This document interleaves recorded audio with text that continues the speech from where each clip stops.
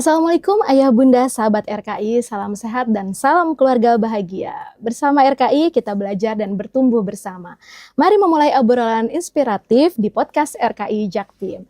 Nah, bagaimana kabarnya Ayah Bunda dan sahabat RKI semua? Semoga dalam keadaan sehat ya, alhamdulillah. Nah, kita di sini mau ngobrol-ngobrol nih ya seputar apa ya yang berita yang lagi terkini gitu ya, informasi yang pasti ini akan sangat bermanfaat buat para ayah bunda dan sahabat RKI semuanya.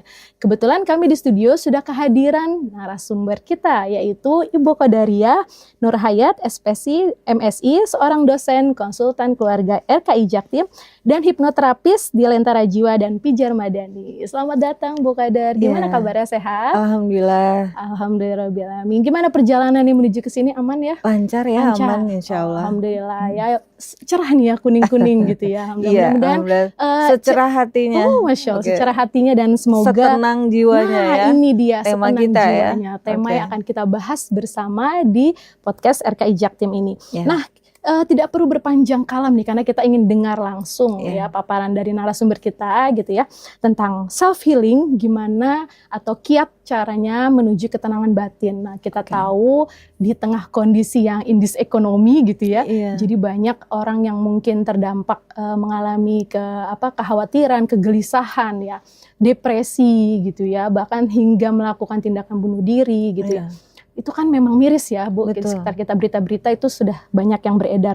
Nah, gimana sih sebenarnya kalau kita ngomongin self healing itu, apa sih yang dimaksud dengan self healing gitu, dan bagaimana konsep self healing ini apakah ada kaitannya dalam perspektif Islam? Baik, Mbak Dias, terima kasih, dan Bapak Ibu sahabat RKI. Kita prihatin belakangan ini kasus-kasus yang terkait dengan psikologis ya, entah kecemasan, entah depresi, entah gangguan mental ya, dan kemudian kasus-kasus lainnya di dalam keluarga. Nah, maka kita sama-sama tahu bahwa the best therapist is yourself. Artinya terapis terbaik adalah diri sendiri sebelum dibantu oleh profesional. Nah, apa itu self healing? Self adalah diri, healing adalah penyembuhan. Nah, jadi bagaimana kita menyembuhkan diri kita sendiri. Nah, apa tekniknya? Di dalam psikologi banyak banget tekniknya, tetapi langkah pertama yang mestinya dilakukan adalah seberapa aware kita tentang kesehatan mental kita dan kondisi psikologis kita. Nah, apa aja cirinya ketika kita memang perlu melakukan sesuatu untuk kesehatan mental kita? Yang pertama adalah munculnya kegelisahan, kecemasan, overthinking yang sudah mengganggu diri dan orang lain. Nah, jadi cirinya adalah kalau sesuatu dikatakan gangguan adalah ketika diri dan orang lain terganggu. Munculnya kecemasan, overthinking, nggak bisa tidur, nggak nafsu makan atau makan terus gitu. Itu juga beberapa ciri. Yang lainnya cirinya adalah susahnya konsentrasi, terganggunya kewajiban sehari-hari. Kalau dia pekerja, dia kerjanya terganggu. Kalau dia jadi ibu rumah tangga atau bapak rumah tangga terganggu, dan seterusnya. Nah, dan yang terakhir adalah munculnya gejala-gejala atau perilaku-perilaku yang maladaptif, yang nggak umum gitu. Nah, berarti ketika gejala-gejala itu muncul, maka setiap diri aware, oh saya tidak sedang baik-baik aja. Problem kita adalah kita ngerasa enggak kok, saya baik-baik aja gitu. Saya nggak punya problem, kayaknya wah saya kan ahlinya berpura-pura dan tangguh gitu ya. Dan itu bagus sih sebenarnya. Tetapi ada kalanya misalnya peran kita adalah publik ya, di depan umum kita nggak boleh menampakkan kelemahan kita. Tetapi setelah peran itu selesai, mestinya kita balik ke dalam diri untuk kita benerin lagi, untuk kita normalisasi supaya tugas-tugas kita sehari-hari, peran-peran kita tetap berjalan dengan baik setelah kita menyembuhkan diri, Mbak Dias. Nah, kalau pertanyaannya adalah apa bedanya psikologi dengan Islam dalam penyembuhan ini? Sebetulnya hampir sama, yang membedakan adalah tujuan dan sumbernya. Kalau tujuannya psikologi secara umum adalah mengembalikan individu ke dalam dirinya dengan teknik-teknik psikoterapi. Kalau Islam adalah tujuannya adalah mengembalikan fitrahnya manusia ketenangan batinnya dan mengembalikan itu kepada Allah gitu. Memberi pendekatan seseorang lebih dekat lagi kepada Allah. Itu mungkin Mbak Des. Nah berarti kalau self healing tadi berkaitan nggak dengan tazkiyatun nafs ya, kalau dalam Islam kan ada penyucian jiwa. Betul. Bagaimana sih kita tuh melihat bahwa kalau tadi yang kita merasa depresi, yang sekarang ya tadi mengalami kecemasan dalam hal ekonomi, dalam hal masalah apapun gitu yang terjadi sekitar kita. Nah bagaimana pentingnya kedekatan kita kepada Allah itu gitu ya. Sebagai kan banyak yang bilang kalau orang yang bunuh diri berarti katanya nggak deket sama Allah gitu. Berarti ini pasti kurang ibadah nih. Nah itu bagaimana Bu Qadar menanggapinya tuh? Saya menanggapi adalah begini, jika seseorang beribadahnya hanya ritual saja, tidak masuk ke jiwanya, tidak berpengaruh pada kepasrahannya, ketawakalannya, keikhlasan dia kepada Allah dalam menghadapi hidup ini, ya tentu aja ibadah itu nggak akan berdampak pada ketenangan batin. Tetapi ketika ibadahnya khusyuk, kedekatannya pada Allah, bahwa yakin bahwa hidupnya dijamin Allah, masalahnya akan berlalu dan diselesaikan oleh Allah, dan kemudian Allah nggak akan meninggalkan dia seorang diri, maka insya Allah akan jauh dari depresi dan gangguan mental gitu. Nah jadi kalau ada pertanyaan, Bu, ada tuh yang sholat, ibadah tapi kok stres juga, berarti ada faktor lain. Satu, mungkin ibadahnya, kedekatannya sama Allah perlu dikoreksi, dan ada faktor lain yang juga yang kita harus mengerti, bahwa setiap orang punya latar belakang masa lalu, pengasuhan, kalau istilah zaman sekarang tuh inner child. Jadi luka-luka saat masa kecil, ada traumatik, penderitaan yang belum sembuh, yang belum bisa dia adaptasi dan terima, yang terbawa sampai dia dewasa.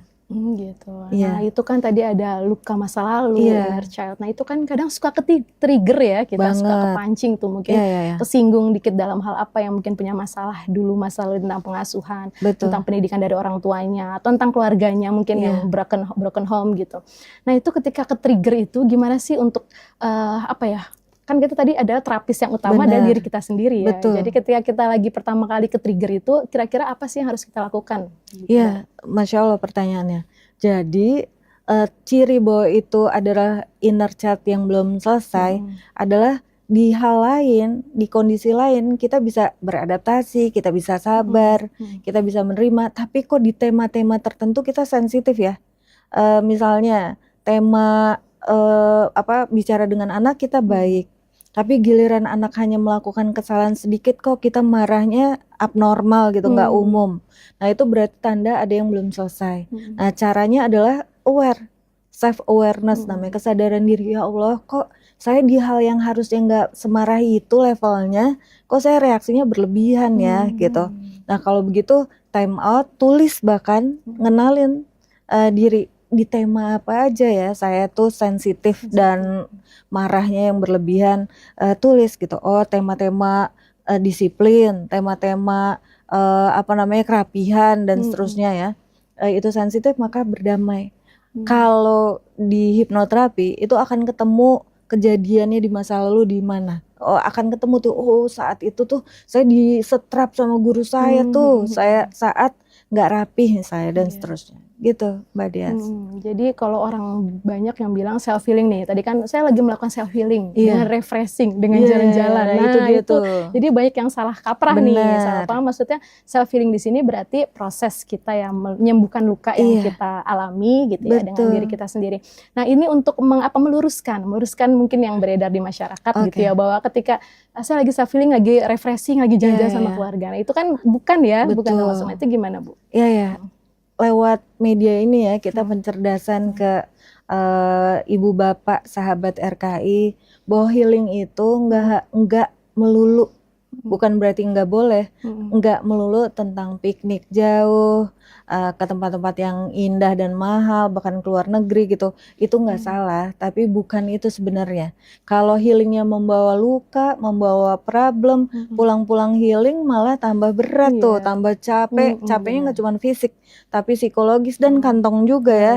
Nah maka healing yang terbaik adalah menemukan, mengembalikan recharge ya, baik fisik, psikologis maupun pikirannya. Dengan cara simple sih kalau menurut Islamnya, kita mindfulness di sejadah setelah kita sholat tahajud misalnya. Terus kemudian kita berzikir istighfar, itu sarana healing yang baik.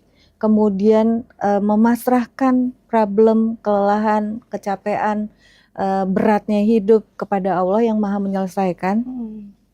Dan kemudian itu secara ibadah ya, zikir istighfar. Nah kalau secara psikologis menerima. Jadi ada 5 kata ajaib yang saya diajarkan oleh guru saya Pak Asep Hairul Ghani. Terima, saya terima, saya ikhlas, saya pasrah, saya ridho, dan yang paling penting adalah saya memaafkan. Memaafkan diri sendiri dan memaafkan orang lain yang pernah menyakiti. Kita tuh gampang banget memaafkan orang, tetapi kita paling berat memaafkan diri kita sendiri. Kita mudah mengerti orang lain, tapi sesungguhnya kita sering menyakiti diri sendiri dengan cara tidak memaafkan. Memaafkan apa kok ke diri sendiri? Iya, memaafkan atas keputusan yang salah, tindakan yang keliru, dan lain-lain gitu tentang diri. Kita kadang-kadang sering marahin diri ya. Aduh, BODOH banget sih misalnya gitu ya. Atau apa kalimat-kalimat yang nyakitin diri. Padahal orang yang paling layak disahabati, diperlakukan lembut, karena dia udah bekerja keras dan berjuang ya, dan itu harus diapresiasi gitu. Itu Mbak Des. Oke, jadi kalau kunci dari ketenangan batin tadi kan semua sebenarnya berasal dari pikiran ya, Bu. Betul. Jadi dari pikiran kita kan awalnya kan kita melihat suatu atau kita mendapatkan perlakuan apa yang akhirnya kan masuk ke pikiran kita. Nah kadang kita sering banget overthinking nih gitu ya. Ya itu yang akhirnya membuat kita jadi stres sendiri gitu ya, jadi khawatir bagaimana nanti ke depannya, bagaimana kalau begini-begini. Padahal itu belum tentu kejadian. Nah itu gimana sih cara menghadapi overthinking ini supaya tidak menjadi stres atau depresi, Bu? Oke. Ada kaidah bagus tuh ya. Pikiran mempengaruhi perasaan. Perasaan mempengaruhi tindakan. Tindakan mempengaruhi habit, kebiasaan sehari-hari.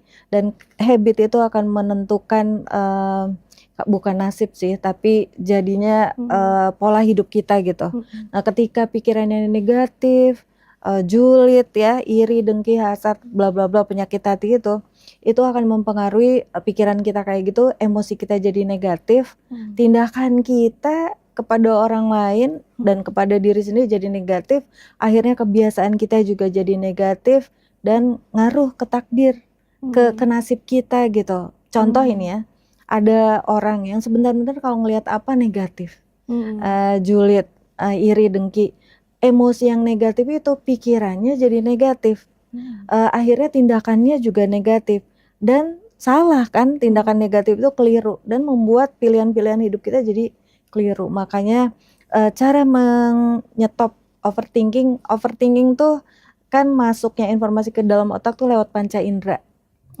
Maka langkah untuk menyetop overthinking adalah 1, kendalikan panca indera.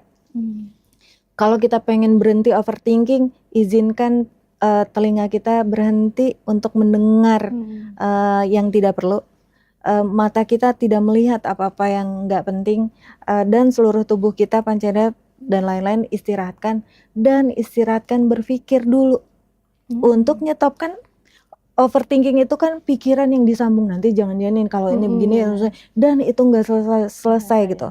Menurut saya itu kita merasa dengan kita berpikir masalah selesai. Padahal apakah benar dengan kita pikirin terus masalah selesai? Enggak tuh. Paling kita membuat plan A, plan B, plan C, setelah itu tawakal ala Allah, ya Allah, saya sudah mengantisipasi dengan A, B, C. Maka tolonglah saya terhadap ini, udah stop gitu.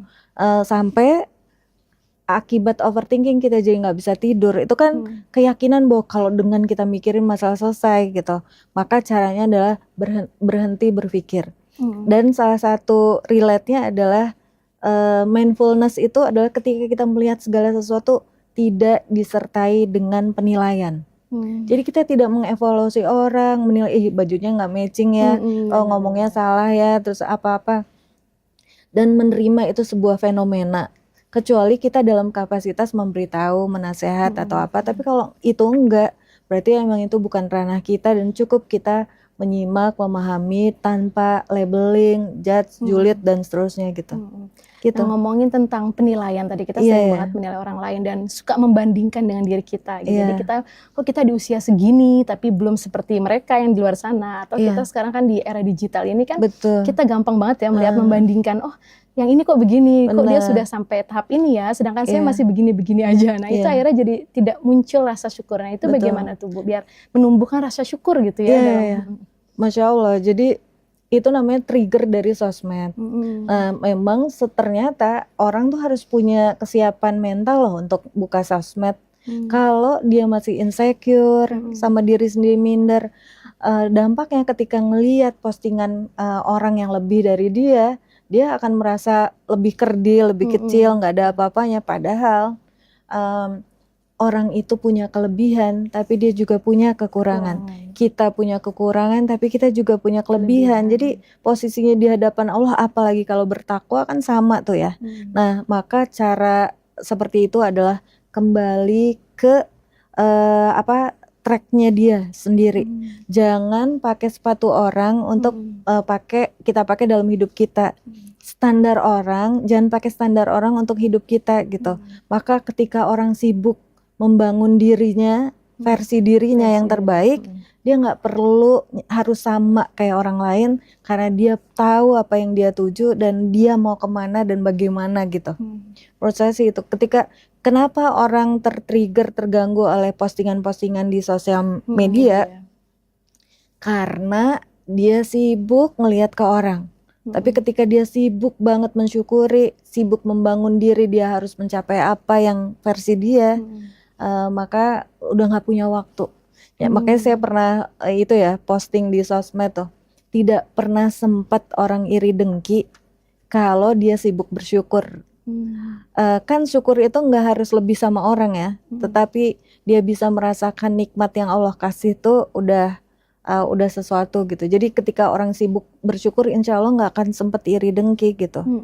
Nah jadi caranya supaya nggak ke-trigger sosmed adalah cari yang membuat nilai tambah, nasihat, ilmu atau apa gitu. Dan jangan pernah silau ya tentang kenapa sih kita insecure, karena kita silau dengan kefanaan ini gitu, kecantikannya, kayaknya, popularitasnya, dan itu nggak dibawa mati deh kayaknya. Jadi fokus silau pada, kan di dalam agama ada ya kita boleh iri pada beberapa hal yang emang harus iri gitu. Tapi pada hal yang lain kayak nggak perlu ya. Gitu. Berarti tadi kita tidak boleh iri pada orang lain, berarti kita harus belajar self love ya. Nah, itu kan kita mencintai diri sendiri ya. Jadi biar kita lebih fokus ya ketika kita merasa kurang dari orang lain, ya bagaimana cara kita bisa mengejar tersebut, artinya bisa seperti orang tersebut. Jadi bukan menginginkan keburukan ya dari orang tersebut, akhirnya kok dia bisa gitu. Jadi akhirnya iri dengki, dan kita berusaha untuk mengejar mungkin yang ketertinggalan kita ya dengan bersyukur menerima yang ada, tapi juga belajar ya menjadi lebih baik. Nah, kira-kira gimana sih bentuk mencintai diri ya, self love ya, self love ini gitu, Bu? Ini penting banget. Ketika kita mampu self love, menyayangi diri kita dengan tepat, maka kita nggak akan mudah terguncang oleh hal-hal di luar diri kita. Contoh ini ya, kan kasus-kasus ditinggal teman ya, lingkungan, menjauh, dan seterusnya sehingga runtuh. Padahal ketika dia mampu mensahabati dirinya sendiri, dia bisa berkomunikasi baik ya, menghargai diri, menyayangi diri sebelum yang lainnya, maka di luar dirinya apapun yang terjadi nggak akan mempengaruhi. Nah, bentuk self love adalah satu, berterima kasih. Selain kepada Allah, berterima kasih kepada diri. Saya pernah pelatihan hipnoterapi. Nah, satu hal yang jarang dilakukan orang adalah berterima kasih pada dirinya. Misal Mbak Dia usianya sekian misalnya, 20 misalnya. Seberapa 20 tahun itu sudah membersamai jatuh bangunnya, perjuangannya, jungkir baliknya gitu. Nah, maka berterima kasih ya udah kuat gitu. Udah jadi orang yang apa-apa. Itu bukan untuk sombong, tetapi untuk mengakui perjuangan diri gitu, supaya dia kuat. Selama ini kamu udah berjuang kok, udah ada hasilnya kok gitu kan. Kadang-kadang orang jadi minder karena kok kayaknya saya nggak ada yang saya lakuin deh gitu. gitu. Jadi bentuk self love. Terus mengizinkan juga untuk menyenangkan diri sendiri.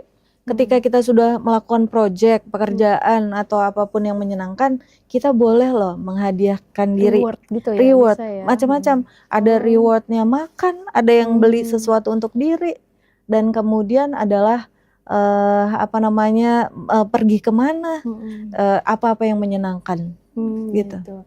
Nah kalau ngomongin tadi self love, kita mungkin tadi kita mungkin ada yang mengalami ujian dengan ditinggal pergi ya. Tadi tinggal pergi temannya, mungkin kok circle kita semakin dewasa katanya semakin menyempit ya. Dulu kita SMP bisa geng-gengan, sahabatannya banyak gitu ya. Tapi ketika sudah makin dewasa kita udah sibuk dengan aktivitas kita, kerjaan kita, sehingga semakin dikit. Nah itu kalau ngomongin tentang kehilangan atau kepergian ya, entah itu yang pergi sedikit demi sedikit, kan ibaratnya ada seleksi alam ya, satu persatu gugur tuh teman-teman kita yang sudah tidak ada komunikasi lagi dan lain sebagainya. Itu bagaimana sih kita mengatasi ketika kehilangan ya, artinya loh kok begini ya, kok jadi saya tadi ketika sendiri pun harus belajar mencintai diri gitu. Betul. Ya Bu. Kita gimana Bu menanggapi tentang kehilangan? Iya, terima kasih Mbak Dias. Pertanyaannya mengingatkan saya pada dialog saya sama ibu saya. Jadi dulu saya tuh di SD tuh sangat kompak ya. Dan ketika saya masuk SMP dan saya pindah ke Halim dari Kebayoran itu, saya kehilangan teman. Nah, ibu saya hanya bilang setiap waktu ada orangnya dan setiap orang ada waktunya. Dan cuma yang perlu dipastikan adalah kepada siapa kita bertumbuh gitu. Artinya ketika kita kehilangan seseorang atau sesuatu, tapi pastikan yang menggantikan tuh harus yang lebih baik. Ada pertanyaan itu ya, mahasiswa saya, Bu, kok saya udah nggak minat ya sama circle saya sebelumnya, saya malah seneng sama diskusi, berteman sama orang yang lebih dewasa. Menurut saya itu indikator bertumbuh. Kalau berhenti berteman ke banyak orang, akhirnya kita menarik diri nggak bergaul, ya itu sesuatu tuh nggak sehat. Tapi kita jadi selektif. Ciri orang dewasa kan tahu prioritas. Masa sih kita masih mau nongkrong aja sama teman-teman nongkrong dulu misalnya ya. Nah, maka kita tahu prioritas mana yang kita butuhkan untuk pertumbuhan diri dan perjalanan kita ke depan. Gitu. Jadi kita harus prioritas ya, Iya, prioritas sudah hidup. mulai memikirkan prioritas mana. Nah, kalau ngomongin prioritas, kita yang sudah semakin tadi kan yang mungkin SMP, kita masih bermain sama teman-teman ya remaja. Tapi kalau sudah berkeluarga, nah otomatis prioritas kita kan akan bertambah ya, punya pasangan, punya anak. Nah, itu bagaimana sih self healing ini itu kita libatkan keluarga. Jadi sepenting apa keluarga juga dalam penyembuhan atau luka lama kita ini gitu, membantu proses self healing gitu. Iya. Sangat ya. Jadi kan circle terkecil dari diri kita adalah keluarga. Nah, banyak orang salah, dia setia sama circle-nya, sama pertemanannya, tapi mengabaikan keluarga gitu. Padahal nanti kalau terjadi apa-apa sama kita, yang terdekat adalah keluarga ya. Nah, maka berbaiklah. Circle pertama kan diri sendiri. Circle 2 pasangan, anak. Yang ketiga ya termasuk di dalamnya orang tua dan keluarga inti, kemudian baru sahabat baik, baru teman, dan baru sekitar. Nah, prioritas itu kita perlu tahu mana yang kita prioritaskan. Ketika itu semua berbenturan, maka kita perlu tahu mana yang didulukan. Nah, dan libatkan keluarga dalam healingnya kita. Misal ketika kita pulang dari aktivitas capek dan kita bisa komunikasikan kepada mereka, boleh nggak kasih ibu waktu dulu misalnya, nanti kita bicara ya jam sekian misalnya gitu. Nah, anak-anak juga akan jadi mengerti, dan begitu juga anak diizinkan, Bu boleh nggak kalau lagi kayak gini aku jangan diajak ngomong dulu misalnya gitu, atau aku butuh sendiri dulu untuk ngecas energi psikisku misalnya, maka diberikan waktu untuk sendiri gitu. Nah, itu kan semua perlu dikomunikasikan ya, termasuk tuh ya suami ya, jangan ajak ngomong tentang problem di saat gitu ya, entah lagi makan atau menjelang tidur atau apa gitu, waktu-waktu mereka. Nah, itu dikomunikasikan dan bahkan libatin, misalnya ternyata ibu perlu deh seminggu sekali ke alam terbuka, menghirup udara panas matahari pagi gitu. dan diajak dengan keluarga dan itu nambah level bahagianya kita, ya kenapa enggak gitu.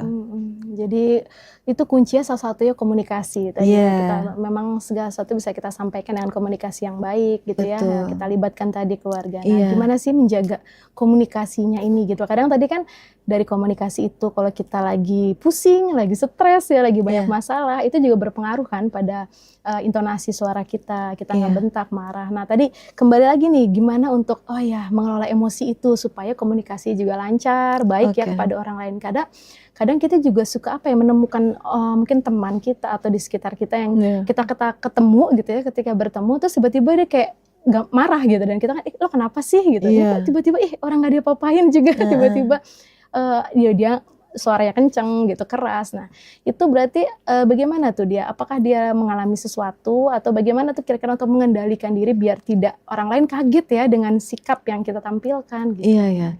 Jadi ketika mengalami hal seperti itu sebetulnya 80% komunikasi adalah mendengar sebenarnya. Mendengar tuh nggak hanya mendengar suara, tapi mendengar perasaan. Bu Eli Risman di Kita dan Bu Ati mengajarkan ya bahwa komunikasi itu mendengar aktif. Perasaan kan nggak kelihatan, tapi dari raut wajah. Dia lagi sedih, lagi marah, lagi capek, maka bentuk komunikasinya adalah menamakan. Jadi kayak lagi marah ya, lagi capek banget ya gitu. Kayaknya kamu istirahat dulu deh. Nah itu berjeda namanya. Menjeda, nggak bereaksi, nggak berkomunikasi, nggak marah dulu. Jeda minimal banget 10 detik gitu untuk tarik nafas. Kalau menghindari penyebab marahnya itu kenapa enggak beralih ruangan, minum dulu ke kamar mandi gitu ya, dan seterusnya sampai netral. Nah ketika netral baru bisa komunikasi. Nah itu bagi yang mengalami, yang lagi stres. Nah bagi orang yang ngelihat, beri dia juga waktu gitu, mungkin dia lagi capek, maka jangan ditanya-tanya dulu. Makin ditanya kan makin marah tuh ya. Nah komunikasinya seperti itu gitu. Jadi lebih banyak mendengar daripada. Nah ketika kondisinya sudah aman baru diajak, apakah kita sudah bisa bicara gitu. Ada yang mau disampaikan gitu. Nah ketika itulah peluang untuk bicara dari hati ke hati dan solusinya. Nah ini berkaitan juga nih soal mendengar, ini adalah tugas dari konsultan keluarga. Nah gimana caranya kita bisa berperan ya untuk bisa menjadi pendengar yang baik ya di tengah-tengah masyarakat yang butuh mungkin menjadi teman curhat. Karena kan banyak ya sekarang orang bingung ya mau curhat kemana. Tadi kalau sudah tidak bisa menyelesaikan masalahnya sendiri atau kayak aduh nggak kuat nih, udah nggak kuat dalam menghadapi ini semua. Nah itu kira-kira kapan saatnya untuk datang ke profesional gitu, ke ahlinya, dan apakah sejauh mana kita boleh konsultasi gitu dengan orang lain gitu.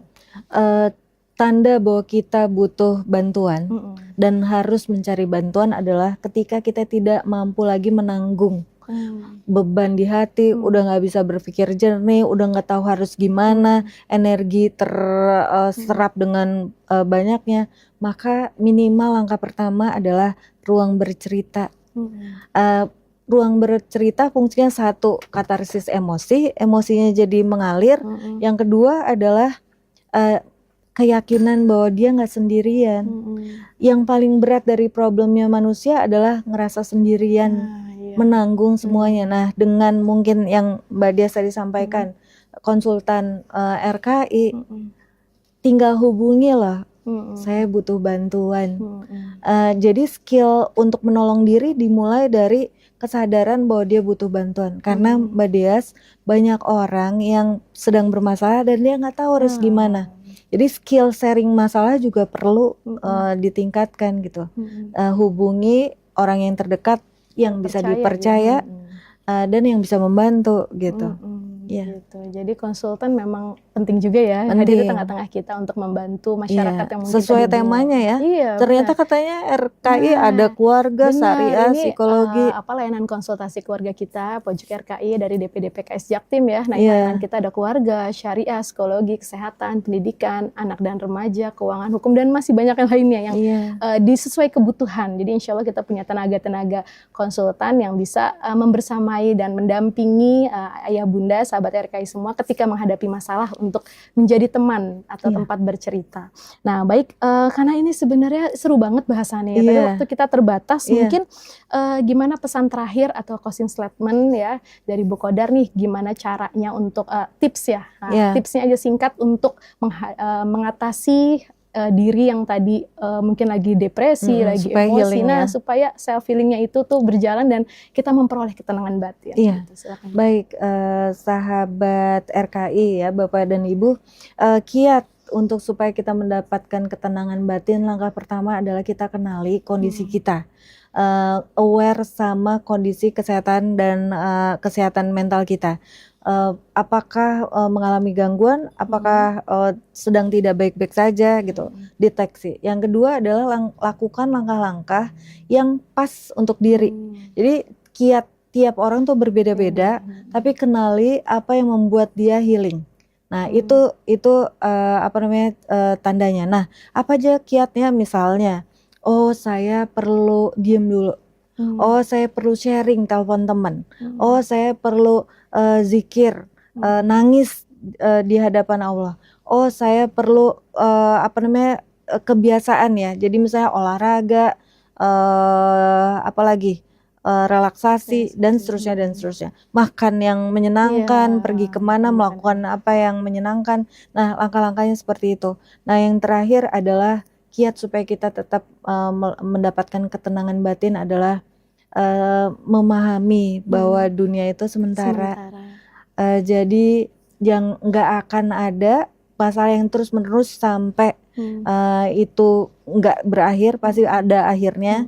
Dan ending dari itu adalah kita Allah pengen punya maksud ya dari setiap masalah untuk menaikkan level kita dan kemudian mendatangkan ketenangan batin. Dan ingat, ketenangan batin itu hanya diberikan oleh Allah bagi orang-orang yang memang menyerahkan diri sepenuhnya kepada Allah. Maka semuanya jadi ringan karena kita bertawakal penuh kepada Allah. Demikian Mbak Des. Oke. Jadi memang masalah itu, kalau kita tahu masalah itu kan banyak ya. Jadi dan makanya kita dikasih cobaan. Karena kalau dikit namanya cobain gitu ya. Jadi jadi kita insya Allah mudah-mudahan setelah dari apa yang disampaikan Bu Qadar ini gitu ya, bisa menambah wawasan kita kembali ya untuk para ayah bunda dan sahabat RKI dalam menghadapi masalah, dalam menghadapi ya semua ujian hidup di dunia ini. Karena memang dunia itu sementara ya Bu Qadar. Benar. Jadi kalau namanya kita masih hidup pasti akan selalu ada masalah. Karena kalau udah nggak ada masalah berarti kita sudah tidak hidup gitu ya. Benar ya. Dan masih ada hisabnya nanti di akhirat. Masih ada masalah juga sebenarnya nanti di akhirat ya. Baik, Masya Allah, karena waktu kita sudah terbatas. Ini seru banget padahal masih pengen ngobrol panjang lebar. Tapi mudah-mudahan masih kita bertemu lagi ya Bu di podcast RKI berikutnya. Jadi untuk ayah bunda dan sahabat RKI, terima kasih sudah menonton kita bersama nih di podcast RKI Talks RKI Jaktim. Mudah-mudahan memberikan manfaat untuk kita semua. Dan dari saya selaku host Dia Silina Suraya undur diri, dan terima kasih untuk Bu Qadar ya Nur Hayat yang sudah hadir di tengah-tengah kita. Sampai ketemu lagi di podcast RKI Jaktim berikutnya. Sampai ketemu lagi. Assalamualaikum. Waalaikumsalam warahmatullahi wabarakatuh.